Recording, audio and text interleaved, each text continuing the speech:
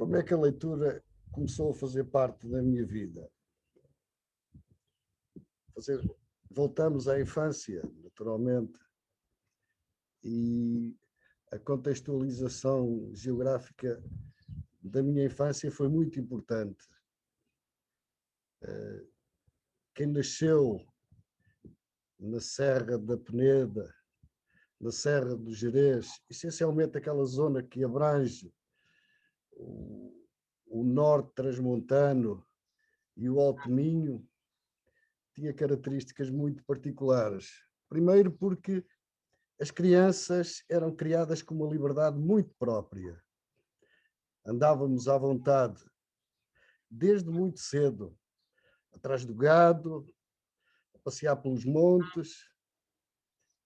Eram tempos muito interessantes. A canalha, como nos chamava, em alguns aspectos a morrinha, era muito pouco vigiada, pelo menos durante o dia. À noite, ao serão, naqueles terços longos, no fim, pelo meio, paravam-se as conversas. Os nossos pais, no meu caso, os nossos avós, começavam a contar histórias muito interessantes, mas mesmo muito interessantes. Era uma forma de regular aquele excesso de liberdade que tínhamos. Eram histórias de todo o género.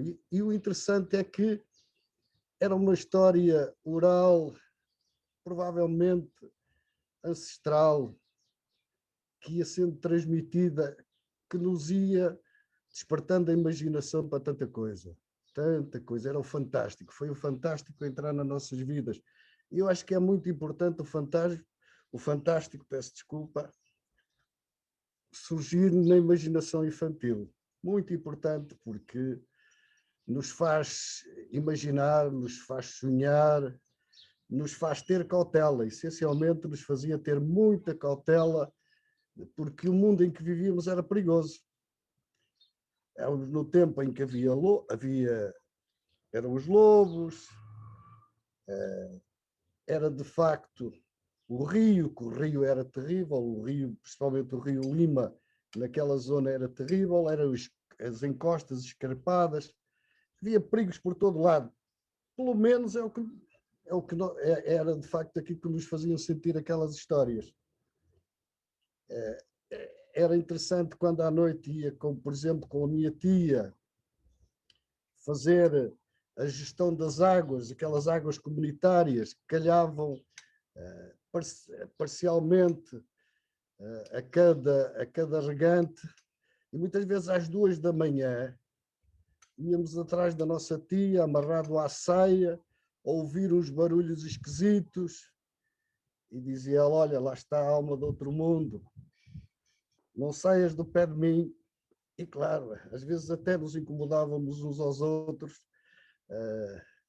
porque de facto a minha tia queria tapar o rego e nós estávamos ali amarradinhos à ceia, com aquele medo, porque de vez em quando havia-se um grito, provavelmente uma coruja, provavelmente sei lá do quê, mas era sempre uma alma do outro mundo.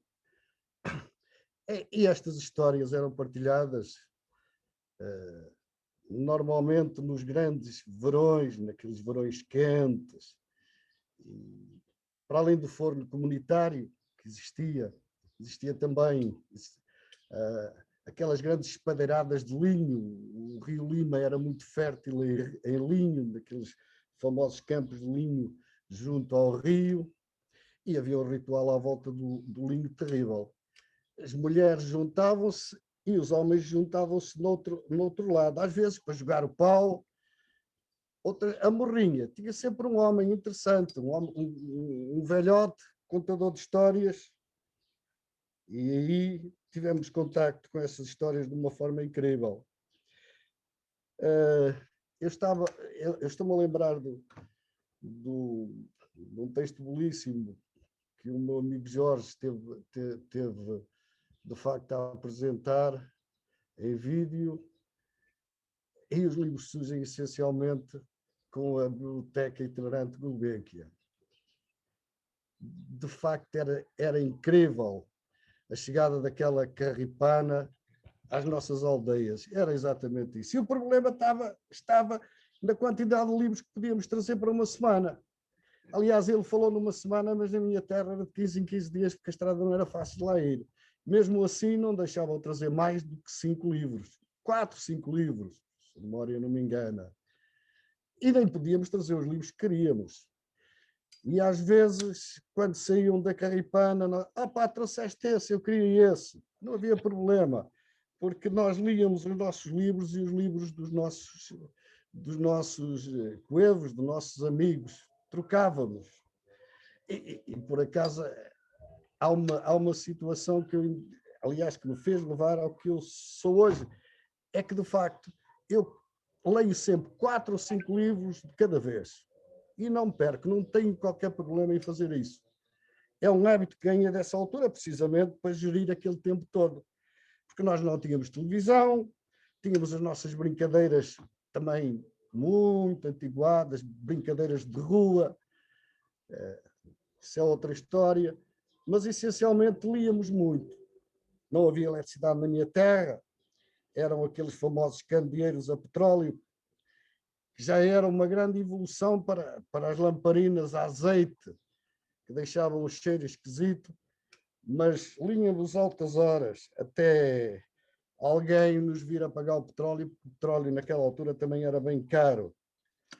Enfim, foram essas memórias que nos trouxeram esse amor ao livro. E, essencialmente, aquele fantástico que nos levou a procurar nos livros. Eu lembro-me que os livros que eu mais procurava naquela altura eram, de facto, livros de aventuras, eram aquelas histórias. Eu li nessa altura, um bocadinho engasgado, mas li nessa altura o nosso Eurico Presbítero, porque de facto nos falava um pouco daquela zona. Líamos livros interessantes muito cedo, muito cedo. Evidentemente que aos 10 anos veio uma projeção do futuro, ele foi para o seminário, mas uma coisa interessante, estava cheia de livros. E foi a descoberta da banda desenhada, que é algo que eu adoro até hoje. Foi a descoberta de outros universos. Enfim, os livros. Os livros são qualquer coisa de mágico. Os livros que, neste momento, parecem-me voltar a aparecer, a surgir em força. Essencialmente, pela grande vontade de muita gente que está a tentar mostrar à nossa juventude que existe um mundo onírico que ultrapassa os jogos de computador, que ultrapassa as séries televisivas, enfim, que lhes pode dar uma perspectiva de futuro, que é o livro. E o livro foi a base de tudo, de todas as religiões. O livro escreveu-se até hoje, muita gente esquece disso. Hoje temos o livro em papel, interessante, tocamos, cheiramos, dobramos, até às vezes lambemos com o dedo. Agora também nos vamos esquecendo de outros livros escritos em pedra, escritos em tijolos, não sei, provavelmente o livro que hoje temos em papel será eterno.